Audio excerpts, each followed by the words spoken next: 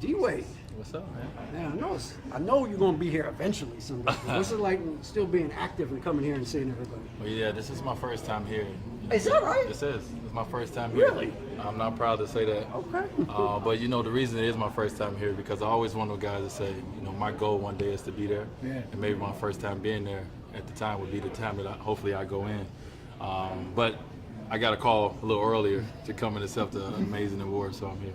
What's the award? Manny Jackson Award. There you go. And you know, when you understand how many people before me that has accepted an award of this magnitude, you know, you jump to it. Yeah. And you come here and you accept it. And we don't, you know, as cliche as it sounds, you don't do things for the awards, but an award like this is special. Yeah. And you know, I'm glad to come here on behalf of, you know, obviously my family, on behalf of this great game, the NBA, the basketball, and all the players to sit up here and accept this award.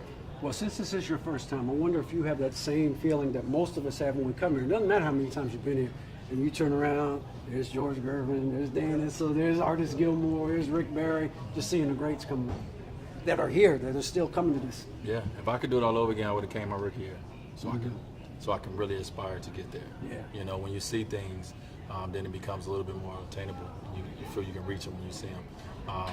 You know, so that's the one thing I would tell players coming in: go to the Hall of Fame, go to Springfield, and see where you want to end up. Right. You know, and get a chance to rub shoulders with the greats and understand the game that you're playing, and understand the history of the game, because you know, it was a lot of greats that paved the way for all of us to be here.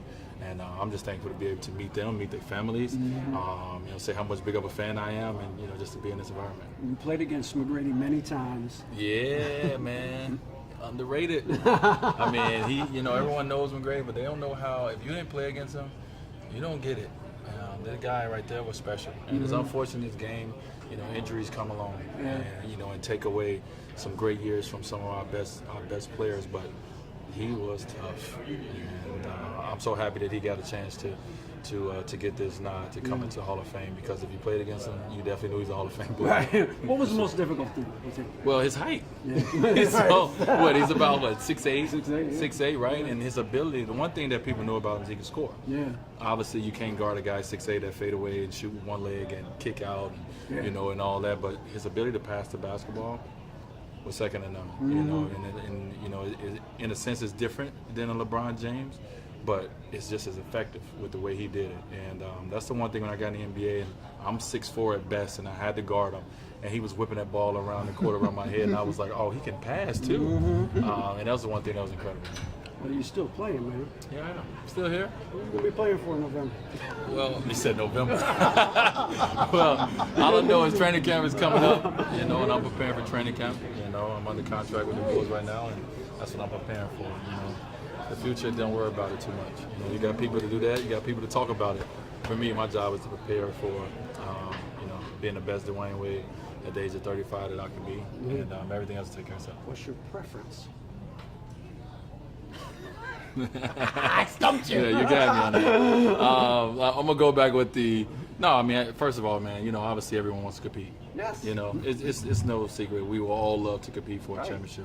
At the end of my career, you know, that is one thing that, you know, I would love to do. I'm not in a position right now to do that, so I can't talk about what that preference is. But, you know, obviously, hopefully one day, before I get done playing this game, I could be back in a position where, you know, I get to compete for a championship on the way out. Would it be fair to say that you'll, you know, you'll report, you'll be there, you'll try to provide leadership for a very young team now, but in a perfect world, you'd have an opportunity before you're done to be back on another team that can compete. Definitely.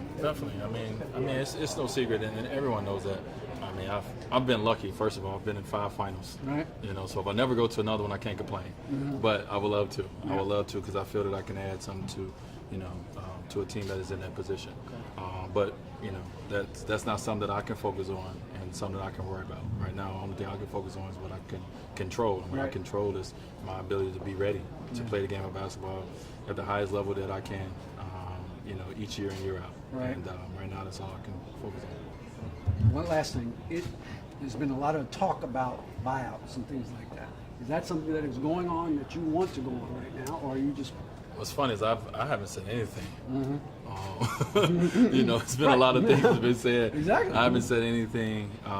You know, and it's a reason for that. I'm not about the going back and forth, and a lot of people make it that way, but I'm not about the going back and forth. When the time is right for me and the Chicago Bulls organization to sit down and talk about the future, we would do that. The time hasn't been right, obviously, to this point, but I'll be in Chicago soon enough, and hopefully we get an opportunity to sit down and just talk about the future and the direction, and go from there. I'm 35 years old. I'm a grown man. I can definitely sit across the room from you and listen to your truth, and hopefully hear mine, and we go from there. As somebody that's been in this game for more than a minute, what do you make of this offseason?